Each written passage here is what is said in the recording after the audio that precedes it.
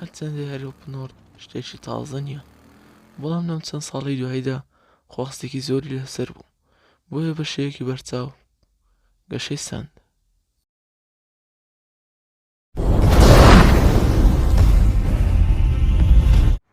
یاری دێمینمان یاری دەیز گۆنە، هەرچەند بە پێویستم زانی کە لە ناوم لیستەدا بێت.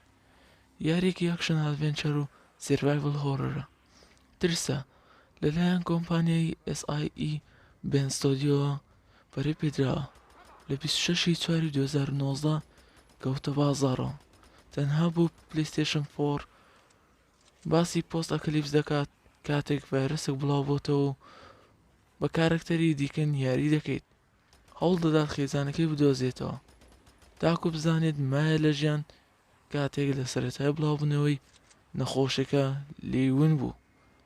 یاریەکە شێوازی سێڤایڤڵە و شێوازی کامێرەکەشی تێرد پێرسنە.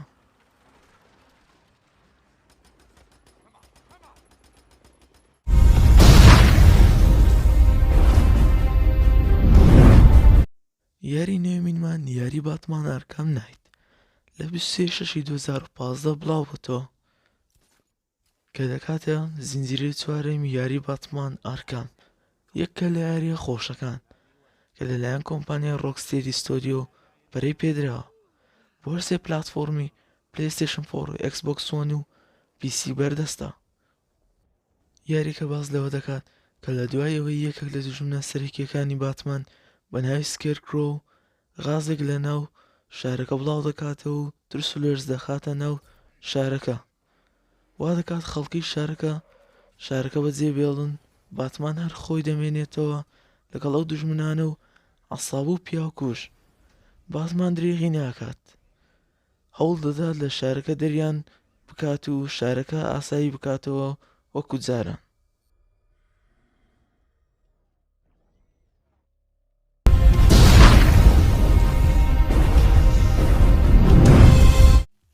یاری هەشتەمینمان یاری هۆرایزن زیرۆ داون لەلایەن کۆمپانیای گۆرەلا گەیمز بەرهەمهێنراوە. یاریێکی ئاکشن ئارپیجیە لە 28/2/2017 تەنها بۆ پلەیستێشن 4 کەوتە بازار. یاریێکی سینگڵ پلەیەرە، چیرۆکی یاریەکە باسی کارەکتەرێک بە ناوی ئەیلۆی دەکات کە خۆی دروستکراوە مرۆڤایەتی لە ناوچووە لە ساڵی 3033 کاتێک ساڵی 2033 حادسەیەکی گەورە ڕوودەدات. لەو کاتەوە دەزانن مرۆڤایەتی لە ناو دەچێ. پلان بۆ دادەنێت کە لە 1000 ساڵی دواتر مرۆڤایەتی دروست ببێتەوە. مرۆڤ دروست دەکەن بە شێوەی AI واتە زیرەکی دەستکرد.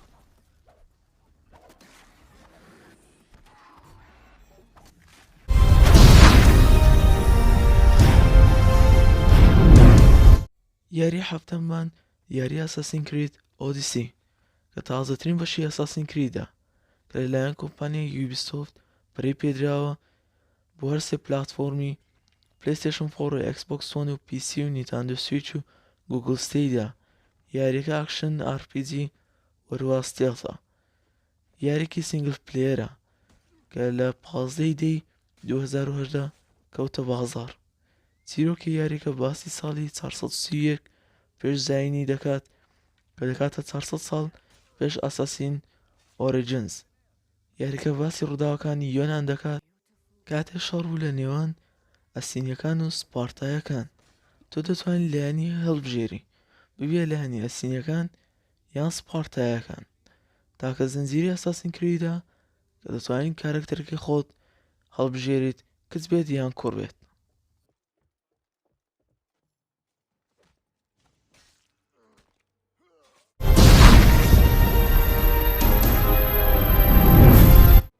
یاری شەشەممان یاری سپایدەرمان لەلایەن کۆمپانیای ئینسۆمنیاک گەیمز بەرەی پێدراوە. لە مانگینەوەی 2018 تەنها بۆ پلەیستێشن 4 یاریەکە بڵاوکرایەوە. یاریێکی ئاکشن ئادڤێنچەرە. یاریەکە باسی چیرۆکی سپایدەرمان دەکات کاتێک وەکو پیتەر پارکەر یاری دەکات کاتێک ویلسن فیسک کە یەکێکە لە دوژمنە سەرەکیەکانی سپایدەرمان لە سەرەتای یاریەکە سپایدەرمان دەستگیر دەکات. بەڵام وا دیارە گروپێکی تازەی دوژمنان پەیدا دەبن بە ناوی دیمۆنز.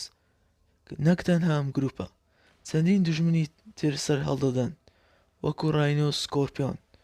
ئەوجا سپایدەرمان وەکو پیتەر پارکەر لەگەڵ خۆشەویستەکەی مێری جین هەوڵیەوە دەدەن کە کۆنتڕۆلی شارەکە بەدەست بێننەوە.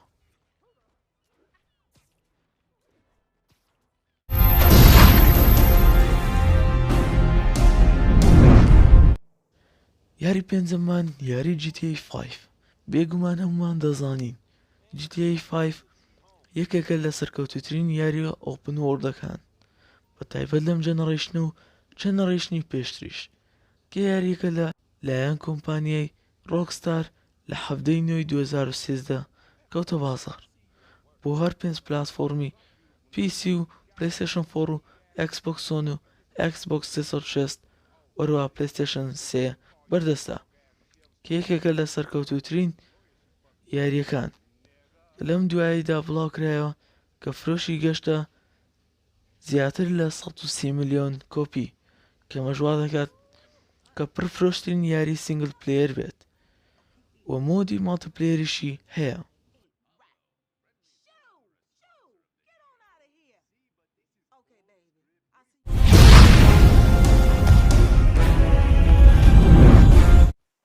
یاری چوارمان یاریکی تری ڕۆکستار، ئەوژ یاری ڕەدەمشن 2 لە ڕووی گەیمپلەی و لە ڕووی گرافیکەوە یاریکی یەکجا سەرکەوتوو. یاریەکە لە 26 دەی 2010 بۆ PlayStation 4 و Xbox One بڵاوکرایە، وەروە لە 5 12 2019 بۆ پیسیش بڵاوکرایە. یاریەکە باز لە گروپێک دەکات کە چەتەن ڤاندەرلینیان پێدەوترێ. ئەم بەشە پریلۆگە. بەشی 2 باز لە ڕووداوەکانی پێش بەشی 1 دەکات. بە کارکتەری ئارتەر مۆرگان یاری دەکەیت. شێوازی کامیرەکەی تێرد پرسنە.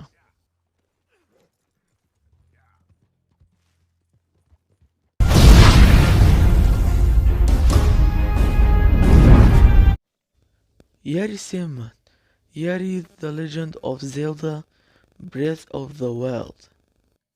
یاریکی یەکجا سەرکەوتووی ئۆپن وۆرڵدە کە خەڵاتی گەم و ذەیری 2017 پێبەخشرا.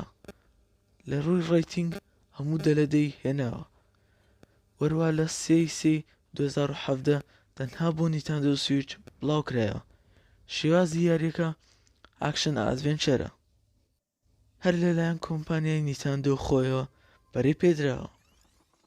و هەروە چیرۆکی یاریەکە باسی لینک لەگەڵ زێلدا خۆی دەکات.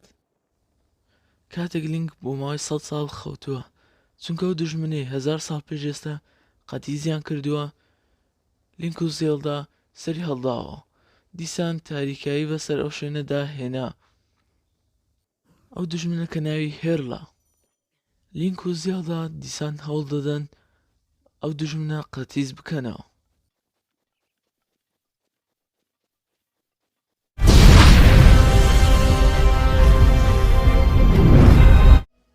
یاری دوم یاری دێث ستراندینگ لەلایەن کۆمپانیای کۆجما پرۆدەکشن بەرەی پێدراوە، کە یاریکی یەکجا سەرکەوتووە.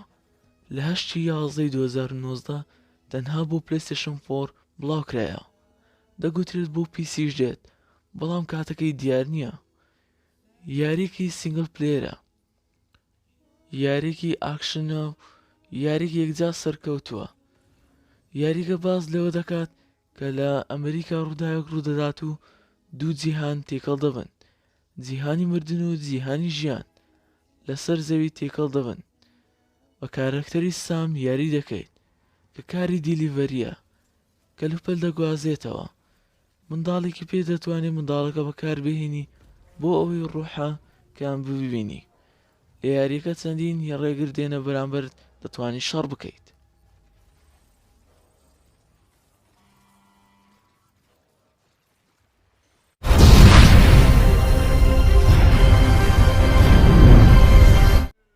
یاری ژمارە 1 کە دەکاتە خۆشترین یاری ئۆپن وۆرڵد لەم جەنەڕێشنە، کاویش یاری ویچەر 3 وایلد هەنت کە لەلایەن کۆمپانیای CD Projekt Red پەرەی پێدراوە. یاریکی ئاکشن RPG. یاریەکە باس لە چیرۆکی گێڕاڵ دەکات کە خۆی ویچەرە. توانێت تایبەتی هەیە کە دەتوانێت وەحش وحش و مۆنستەر لەناو ببەرێت لە منداڵی و ڕاهێنانیان پێدراوە. چیرۆکەکەی باس لەوە دەکات کە بە دوای کچێک دەگەڕێت بە ناوی سێری، کەسێکی زۆر گرنگە، توانای تەلەپۆرتی هەیە، دەتوانێت لە کات و شوێن بگوازێتەوە. گیراڵ بەتەنیا نییە، خۆشەویستەکەی لەگەڵیەتی بە ناوی یێنیفەر و خۆشەویستی پێشووی بە ناوی تریس هەوڵ دەدەن بۆ دۆزینەوەی ئەم کچە و بۆ لە ناوبردنی مۆنستەریش کار دەکەن. یاریەکە بەردەستە بۆ هەر چوار پلاتفۆرمی PC و Xbox One و PlayStation 4 و نیتاندۆ سویچ. بەم جۆرە هاتنە کۆتایی ئۆپن وۆرڵد گەیم لەم جەنەڕێشنە.